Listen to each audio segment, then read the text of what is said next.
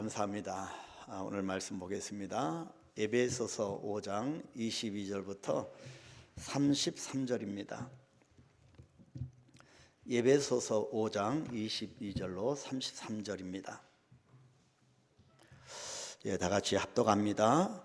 아내들이여 자기 남편에게 복종하기를 주께 하듯 하라. 이는 남편이 아내의 머리됨이 그리스도께서 교회의 머리됨과 같음이니 그가 바로 몸의 구주시니라. 그러므로 교회가 그리스도에게 하듯 아내들도 범사에 자기 남편에게 복종할지니라. 남편들아 아내 사랑하기를 그리스도께서 교회를 사랑하시고 그 교회를 위하여 자신을 주심같이 하라. 이는 곧 물로 씻어 말씀으로 깨끗하게 하사 거룩하게 하시고 자기 앞에 영광스러운 교회로 세우사 티나 주름 잡힌 것이나 이런 것들이 없이 거룩하고 흠이 없게 하려 하심이라.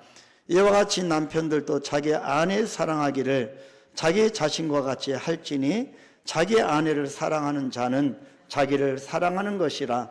누구든지 언제나 자기 육체를 미워하지 않고 오직 양육하여 보호하기를 그리스도께서 교회에게 함과 같이 하나니 우리는 그 몸의 지체임이라. 그러므로 사람이 부모를 떠나 그의 아내와 합하여 그 둘이 한 육체가 될지니 이 비밀이 크도다. 나는 그리스도와 교회에 대하여 말하노라. 그러나 너희도 각각 자기의 아내 사랑하기를 자신같이 하고 아내도 자기 남편을 존경하라. 아멘. 아멘. 사랑이라고 하는 이 단어가 나오면요, 저도 좀 울산과 부산과 양산에서 좀 살아봤는데요, 다 그런 건 아니지만 영남 분들은 좀 사랑이라고 하는 단어가 나오면 뭔가 좀 쑥스러워합니다. 표현도 좀 약한 경향이 있다라고 얘기하기도 하고요. 근데 우리가 이 5월달에 다 지역을 떠나서 초월해서 정말 우리 가정을 그리스도의 사랑으로 가득 채우는 그런 5월달이 되기를 소망합니다. 주님의 은혜가 여러분들의 가정 위에 충만하시기를 축복합니다. 사도행전을 계속 우리가 같이 동행하다가 가정의 달을 맞이해서 한 번 정도만 가정에 대한 설교를 할까 하다가 성령께서 저희 마음을 강하게 두들기셔서 가정에 대한 이 설교를 또 오늘도 하게 됐습니다. 오늘 본문 말씀은 읽으면 다 이해가 되는 그런 어렵지 않은 본문 말씀입니다. 그래서 오늘은 조금 더 이 간증을 좀 많이 이렇게 섞어서 여러분에게 쉽게 한번 말씀을 전하고자 합니다. 자, 지난주에 어버이 주일이었지요. 그래서 가정에 대한 말씀을 함께 나눴습니다. 상실된 부모상에 대한 목마름이라고 하는 제목의 설교를 통해서 이 다윗과 그의 자녀들과 그 관계 속에서 다윗에게 상실된 부모상이 무엇이었고, 그리고 성경에서 요구하는 부모상은 무엇인지를 한번 우리가 살펴보면서 가정이 더욱 건강한 공동체로 세워져 가야 함을 우리가 깨달았습니다. 그래서 이 하나님이 만들어 주신 이 가정이 보통 가정이 아님을 우리가 다시 한번 깨닫습니다. 오늘은 예수님의 은혜가 충만한 가정에 대해서 말씀을 나눠 보려고 합니다. 어떠한 가정이 예수님의 은혜가 충만한 가정일까? 여러분 아시다시피 점점점 가정관이 희미해지고 있습니다. 그래서 많은 혼밥, 혼숙 이런 단어들이 이 시대에 참 많이 나올 정도로 혼자 사시는 분들도, 이것은 연세 드신 분뿐만 아니라 우리 젊은 층에서도 나타나는 현상들입니다. 그만큼 사회가 많이 바뀌었고요, 시대가 변화가 되었습니다. 그럼에도 불구하고 성경은 어김없이 가정의 소중성에 대해서 말씀을 합니다. 어떤 한 유명인이 결혼을 하고요, 정말 이름만 들어도 알 수 있는 그 유명한 사람이 결혼을 하고 신혼 초에 아내와 정말 많이 다퉜다가 싸웠다고 합니다. 사회적 위치에 있는 그런 분이 그렇게 싸웠을까 싶을 정도로 남편이 아내에게 불만이 있을 때마다 아내에게 상처를 주는 말이 있는데, 자꾸 그럴 때마다 뭐라고 하냐면 역시 피는 못 속여 라는 말입니다. 여러분 가운데 혹시 그런 얘기 하시는 분 계신가요? 역시 피는 못 속인다고 하는 말이 이 아내에게는 큰 상처가 되었다고 합니다. 잘못이 있다면 당사자인 나만 걸고 넘어지면 되지, 왜 부모와 조상까지 들추면서 지방 내력까지 들먹이냐고 항의하면서 아내도 이해지지 않고 똑같이 공격합니다. 피 좋아하시네, 그럼 당신네 피는 어떻고 라면서 맞대응을 하곤 했다고 하네요. 이런 부부싸움을 여러분 뭐라고 하시는지 아세요? 이런 부부싸움 여러분 뭐라고 하시는지 아세요? 피는 못 속여 하는 이 싸움을 여러분 피비린내 나는 싸움이라고 합니다. 피비린내 나는 싸움이 가정에서 있다는 거지요. 뭐 우스갯소리지만 실제적으로 그런 가정이 의외로 많다는 겁니다. 여러분이 예수님을 안 믿는 가정뿐만 아니라 예수님을 믿는 가정도 마찬가지인 가정이 있음을 우리가 알고 있습니다. 여러분 스스로에게 한번 물어보시기를 바랍니다. 내 가정은 어떠할까? 내 가정은 어떤 모습일까? 오늘 말씀을 통해서 우리 스스로를 돌아보는 그런 시간이 되었으면 좋겠습니다. 이 시간 예배를 드리는 여러분 모두에게 큰 은혜의 시간이 되기를 축복합니다. 성경에 많이 쓰인 단어가, 두드러지게 많이 쓰여진 단어 중에 하나가 여러분 뭔지 아세요? 은혜라는 말입니다. 은혜입니다. 성경에는 바울 서신을 봐도 항상 은혜라고 하는 단어가 안 빠집니다. 무난할 때 은혜라고 하는 단어가 빠지지 않는데, 심지어 성경의 맨 마지막 책이 성경이 뭘까요? 요한계시록이죠. 요한계시록인데, 요한계시록 하면 될 텐데 맞나? 아닌가? 뭐 이렇게 해서 잘못 대답하면 어떨까? 뭐 해서 대답을 잘 못하시는데요. 요한계시록에 기록된 말씀이 바로 이 은혜입니다. 요한계시록 맨 마지막 22장 21절에 보면 주 예수의 은혜가 모든 자들에게 있을지어다. 아멘. 그러고 성경이 끝납니다. 주 예수의 은혜입니다. 그래서 우리는 축복받은 가정이란 예수님의 은혜가 충만한 가정이라고 하는 것을 알게 됩니다. 여러분, 이 성경 맨 마지막에 주 예수의 은혜가 모든 사람에게, 모든 자들에게 있을지어다 이렇게 기원을 했는데, 과연 그 예수를 믿는 우리 가정에 이런 주님의 은혜가 충만히 임하고 있는가 한번 우리가 돌아볼 필요가 있습니다. 그래서 여러분 가정이 피비린내 나는 가정이 아니라, 전회로 사는 가정도 아니라, 여러분 전회로 살아서야 되겠습니까? 그죠? 자, 우리 여기에 지금 결혼하지 않은 학생들이 별로 없는데 유나가 있네요. 유나 이렇게 볼 때 엄마 아빠가 좀 어떤 것 같아요? 전회로 사시는 것 같아요? 피비린내 나는 것 같아요? 막 이렇게 웃겨서 그냥 웃고만 하는데요. 나중에 집에 가서 엄마 아빠한테만 얘기하면 되겠습니다. 자, 그런 가정이 아니라요, 예수님의 은혜가 충만한 가정이 되기를 축복합니다. 유명한 한 여자 아나운서의 간증입니다. 이분이 아가씨 때부터 예수님을 잘 믿는 자매인데요, 어느 날 사업을 하는 남자에게서 중매가 들어왔습니다. 다 좋은데 교회 다니지 않는 것이 흠이라서 결혼 조건으로 교회 나가는 것을 요구했다고 합니다. 그 남자는 이 아나운서와 이 자매와 결혼하기 위해서 교회에 나갔고요, 세례도 받을 정도로 꾸준히 다녔다고 합니다. 그런데 이 아나운서가 나중에 얼마나 후회했는지 모릅니다. 결혼 조건이 교회에 나가는 것이 아니라 예수 믿는 것이어야 했음을 나중에 깨달은 거지요. 여러분, 교회에 나가는 것과 예수 믿는 것과는 전혀 다릅니다. 남편이 교회만 나오지 예수님을 믿지 않는 겁니다. 공공장소에서는 자세 하나 흐트러짐이 없는 그런 사람이 교회에만 가면 꾸벅꾸벅 졸기 일쑤입니다. 남편도 당황하기는 마찬가지였겠지요. 교회에 같이 동행하기만 하면 가정에 평화가 올 줄 알았는데 웬일인지 아내의 얼굴은 점점 어두워져만 갔습니다.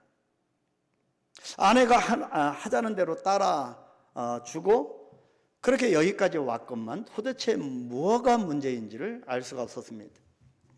아내는 아내대로 내 인생이 실패라고 생각한 적도 있어요.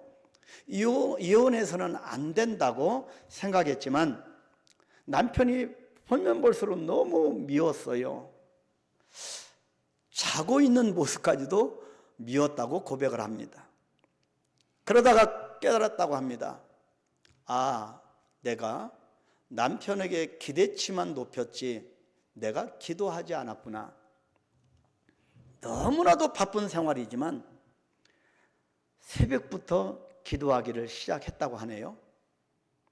새벽 기도부터 늘 기도하면서 이 부분을 놓고 기도했다고 합니다.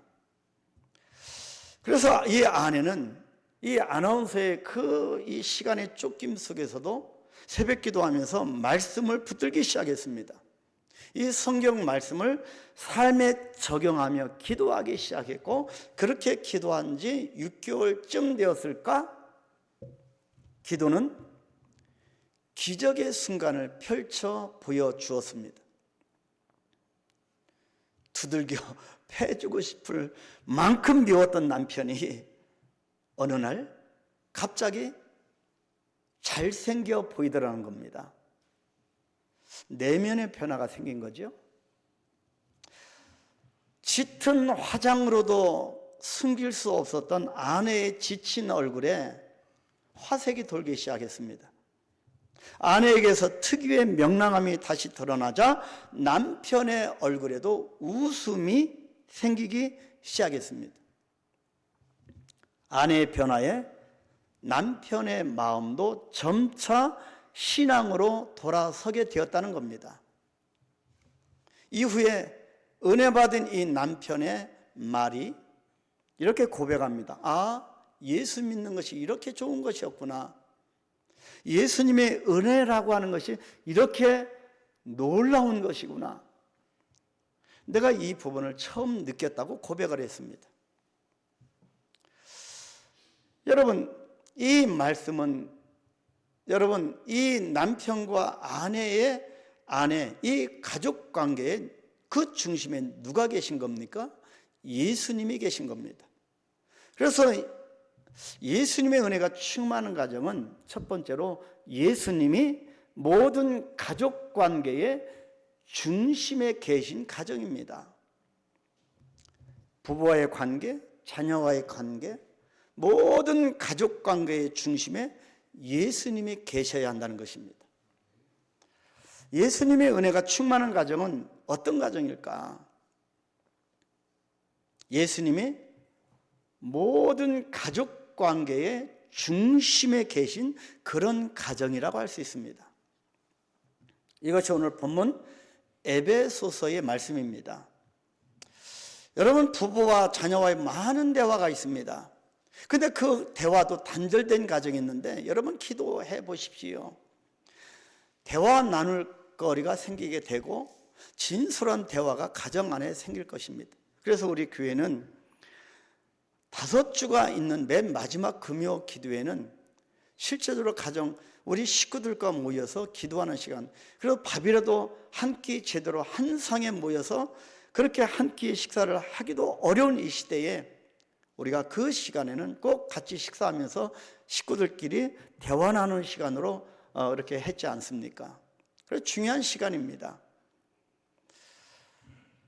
가정의 은혜가 충만하기 위해서는 가족들을 대할 때요, 항상 예수님을 바라보듯 해야 한다는 것을 강조하고 있습니다. 아내는 남편에게 어떻게 해야 합니까? 그것이 오늘 본문 22절입니다. 아내된 여러분들 한번 실행을 한번 해보시기 바랍니다. 이유는 성경이기 때문입니다. 자, 같이 읽습니다. 아내들만 한번 읽겠습니다. 아내들이여 자기 남편에게 복종하기를 주께 하듯 하라. 24절, 교회가 그리스도에게 하듯 아내들도 범사에 자기 남편에게 복종할지니라. 그래서 남편들은 꼭 여기에서 단어 하나만 끄집어냅니다. 복종하기를 주께 하더라 하라 했는데 나한테 복종해. 24절에서 남편에게 복종하라고 했는데 왜 복종 안 해? 말씀을 이렇게 적용하는 남편들, 정말 얄미운 남편들이 있습니다.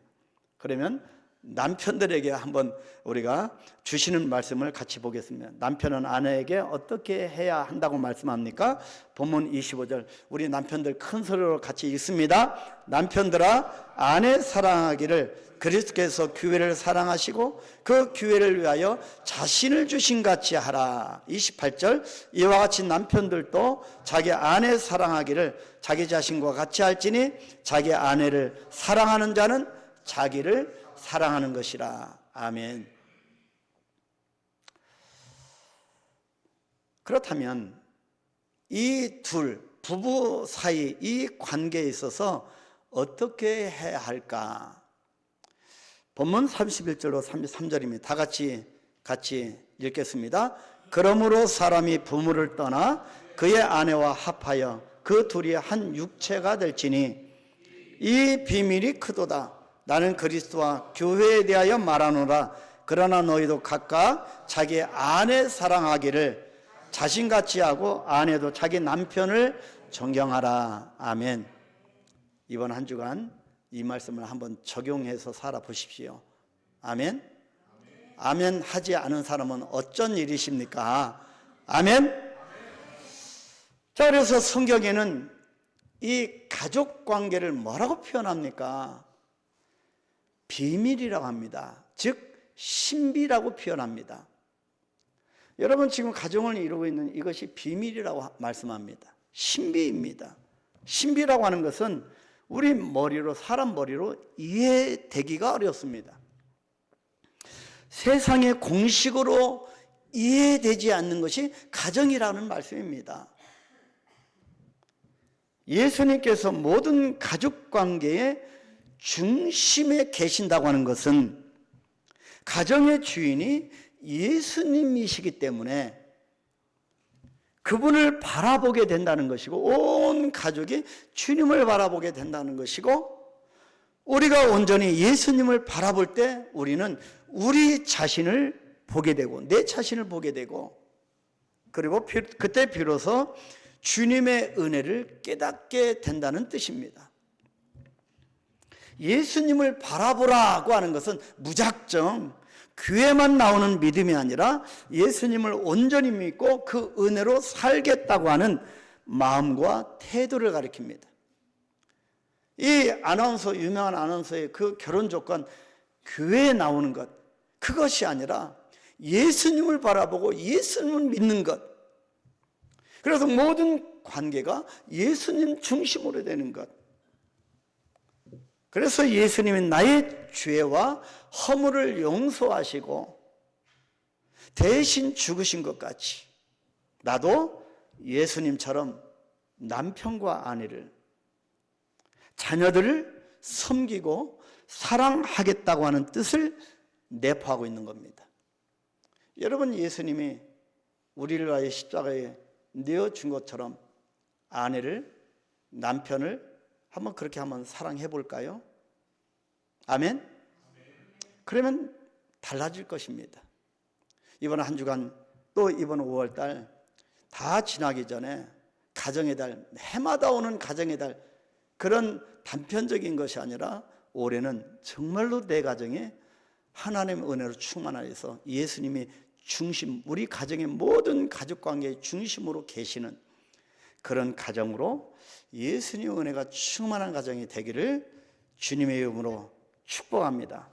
그렇다면 예수님 은혜가 충만한 가정, 예수님께서 모든 가족의 중심에 계신 가정인데, 두 번째는 예수님의 은혜가 충만한 가정은 이 예수님의 은혜의 역사가 삶에서 나타나는 가정입니다.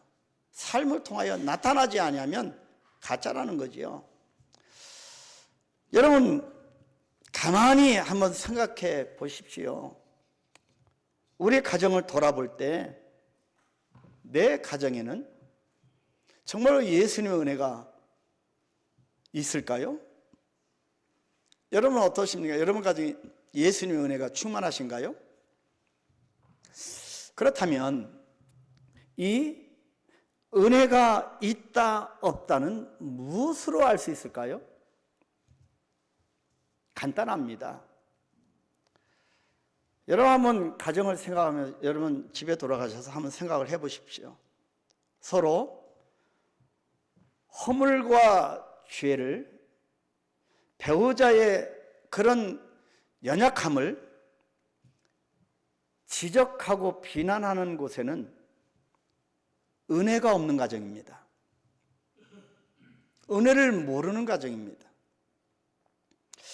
서로의 허물과 잘못과 이 연약을 대신 짊어지려고 하는 그런 가정에는 은혜가 충만한 가정입니다. 여러분 원래 우리는 죄된 인생이었고 아직도 죄성을 가지고 살아있고 끊임없이 우리 입술을 벌려 나타나는 것이 죄이고 우리의 행동으로 손과 발이 늘 죄로 더 가깝습니다. 그런 나를 예수님께서 이 땅에 오셔서 십자가에서 죽으심으로 나를 살려주신 겁니다. 이것이 은혜 아니겠습니까? 근데 나는 그렇게 하지 못한다는 거지요. 이것이 은혜가 있고 없고입니다. 그래서 이 예수님의 은혜가 나의 삶을 통하여 드러나야 한다는 거지요. 가정뿐만 아니라 교회도 마찬가지고 셀그룹도 그리고 모든 모임도 마찬가지입니다.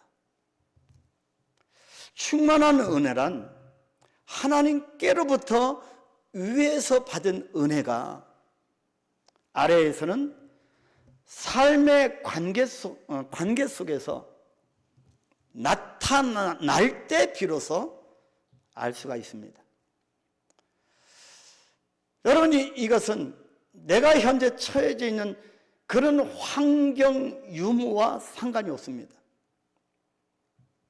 다시 말씀드려서 성도들끼리 서로 허물이 드러날 때 서로 그 허물을 내가 대신 짊어지려고 하는 성도가 많으면 그 교회는 은혜가 있는 교회입니다. 서로 남의 허물만 지적하고 따지고 판단하는 교회는 은혜가 없는 교회입니다. 이왕 우리가 신앙생활을 하는데 은혜가 있는 교회로 우리가 만들어가야 하지 않겠는가입니다. 그래서 여러분 교회에 올 때 성도를 바라보기만 해도 감사하고 이뻐 보이고, 특별히 오늘 이 설교를 준비해서 그런지 몰라도 여러분 한 분이 한 분이 얼마나 귀하고 예쁜지 모릅니다. 실제적으로 한 분이 쭉 오는데요, 아내랑 같이 저 장미꽃이 막 피기 시작했더라고요. 얼마나 예쁜지 쭉 보다가 딱 보니까 그 성도가 이 꽃보다 더 예쁜 거예요. 야, 꽃을 보고 있는데 꽃이 오시네? 그렇습니다. 오늘 이렇게 예배 설교하는데 여러분 보이는데요, 여러분 다 꽃같이 아름다우십니다. 아멘? 이렇게 하시는 거 보니까 이영애 지사님 꽃 같으신가 봐요. 감사합니다.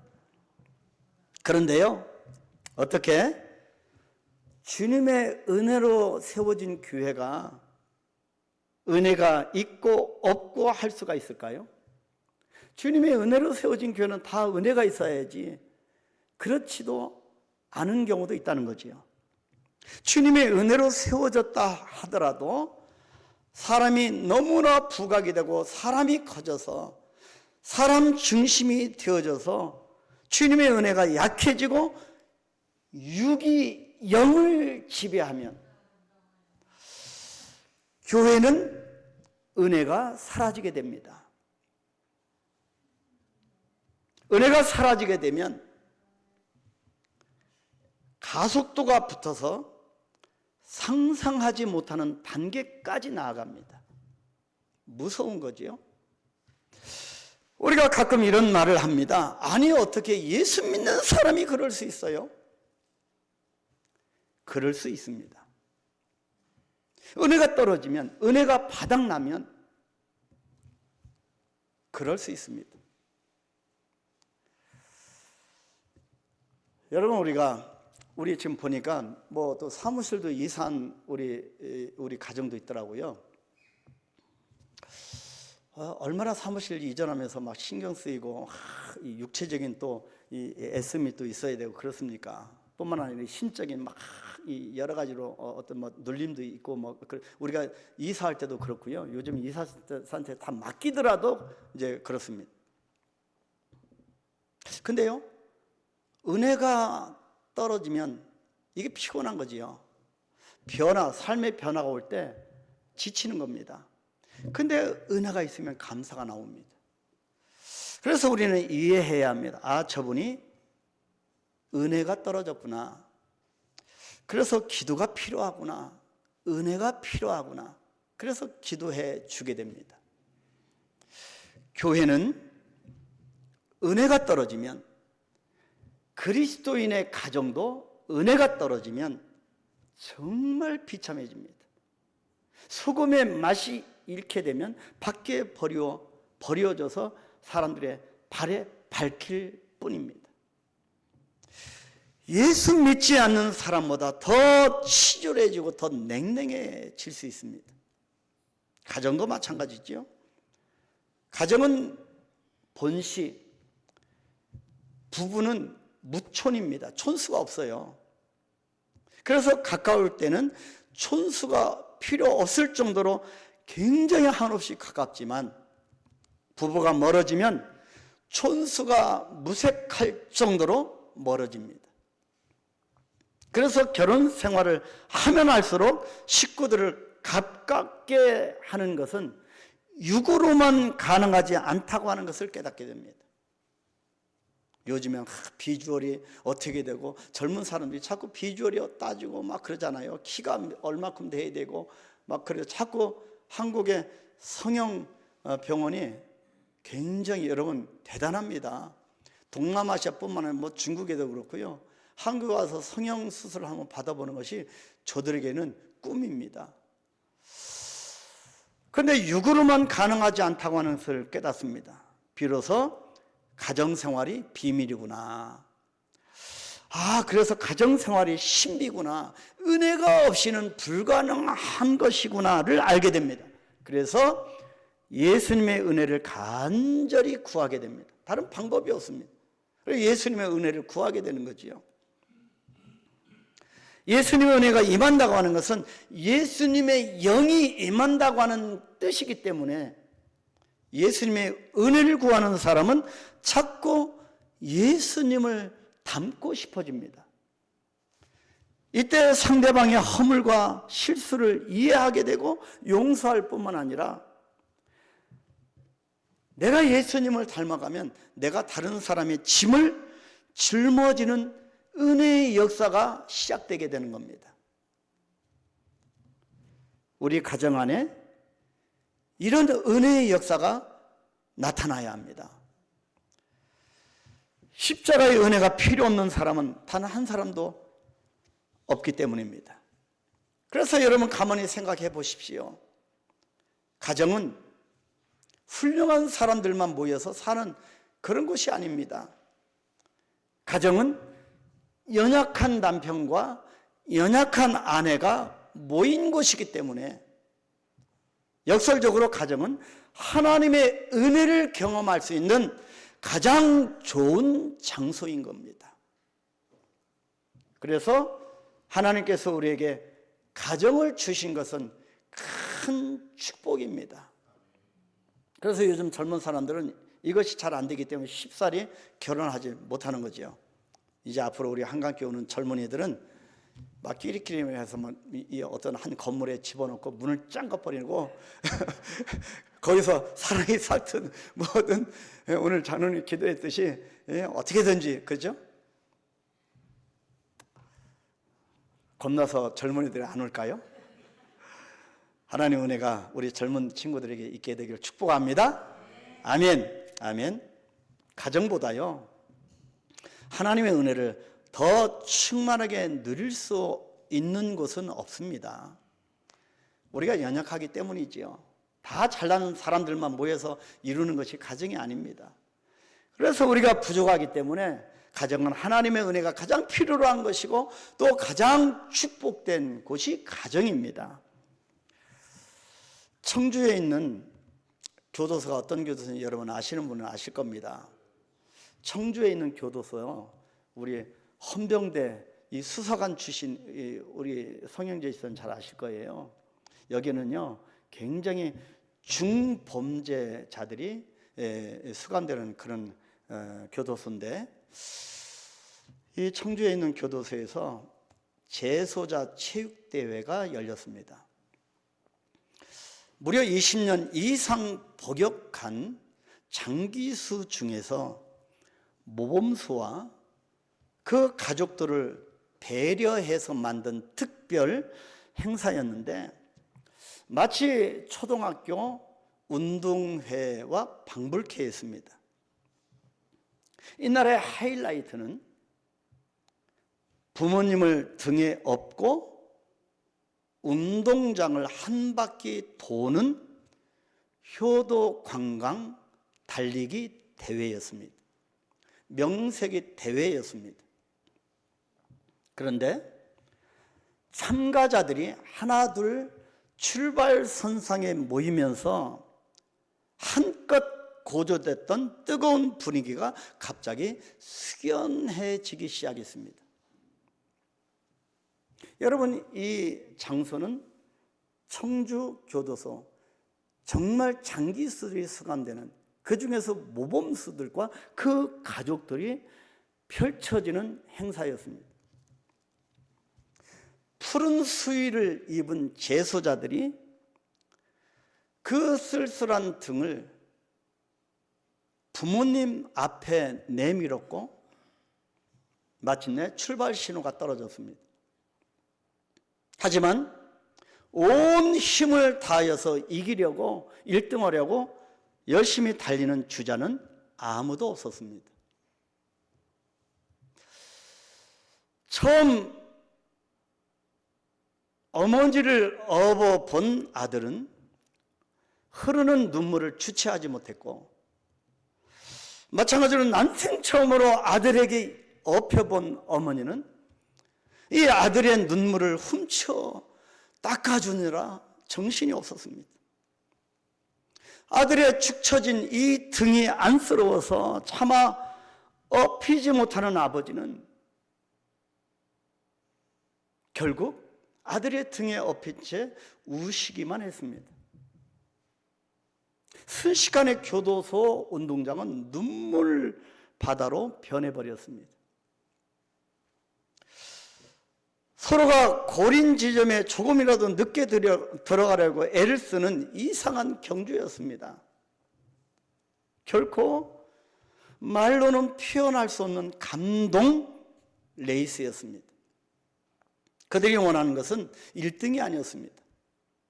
지난 시간 단 한 번도 느껴보지 못했던 시간이었기 때문에 그들은 그렇게 해서 부모님과 함께 있는 시간을 단 1초라도 연장해 보고 싶었던 겁니다. 아무리 어려운 상황 속에서도 여러분, 가족은 어떻습니까? 식구들을 품어줍니다. 삶 속에서 나타나는 이것이 바로 은혜입니다. 예수님의 은혜의 역사가 삶에서 나타나는 가정이야말로 은혜가 충만한 가정입니다. 하지만 이렇게 사랑하는 가족이지만 인간적인 사랑으로는 한계가 있습니다. 그러면 어떻게 하면 예수님의 십자가 은혜가 우리 가정에 충만하게 할 수 있을까요? 기도와 더불어 중요한 것이 있습니다. 은혜의 역사는 이미 나 한 사람을 통해 시작이 되고 있음을 인식해야 한다는 것입니다. 그래서 여러분 한 분 한 분이 정말 소중합니다.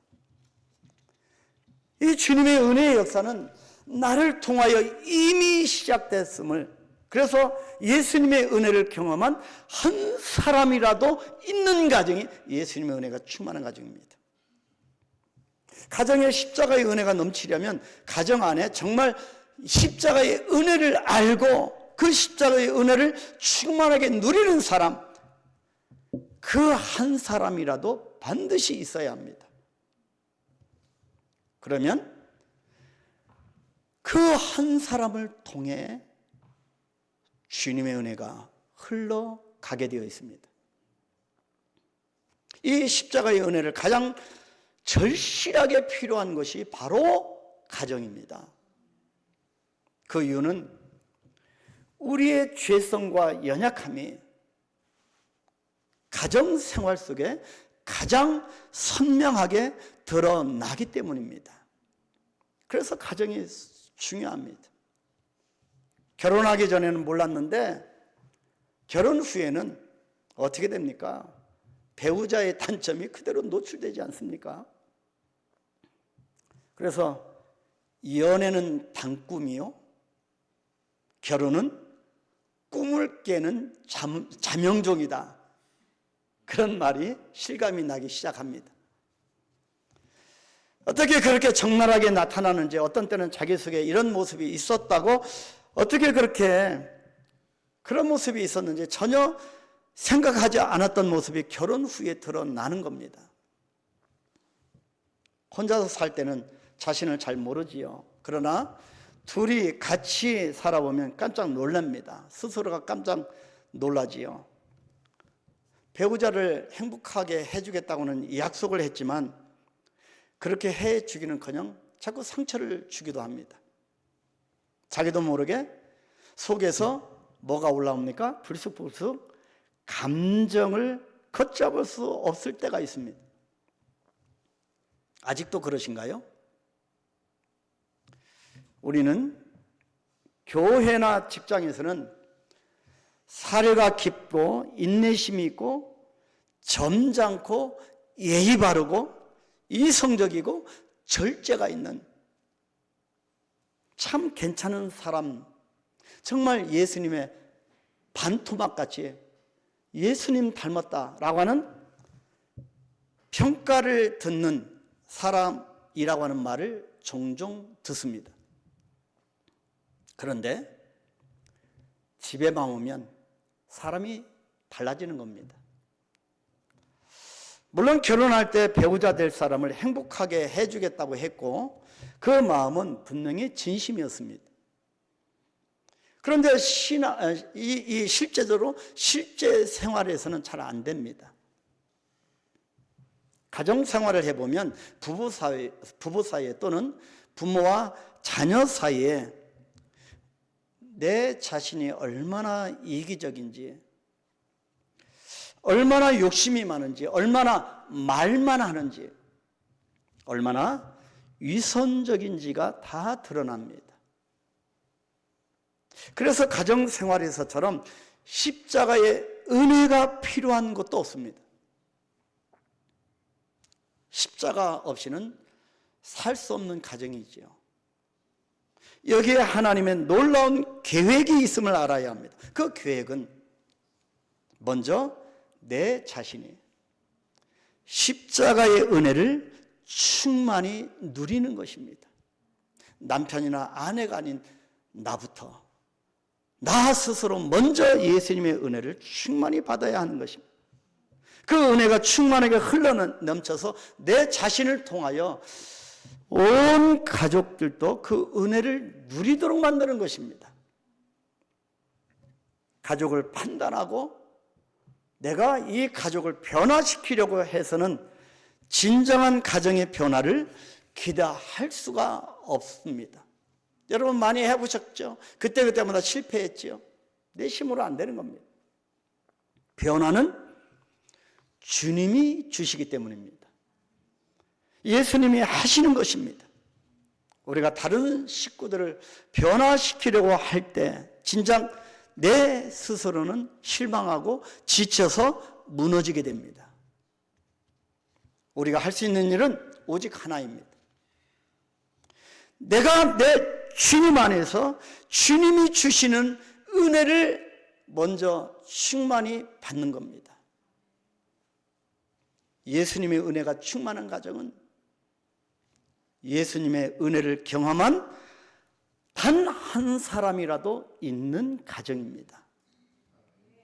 저와 여러분들이 예수님의 은혜를 경험한 그 한 사람이 되어서 하나님께서 이루어 주신 내 가정을 더욱 주님의 은혜가 충만한 가정으로 일으켜 세워 가시기를 축복합니다.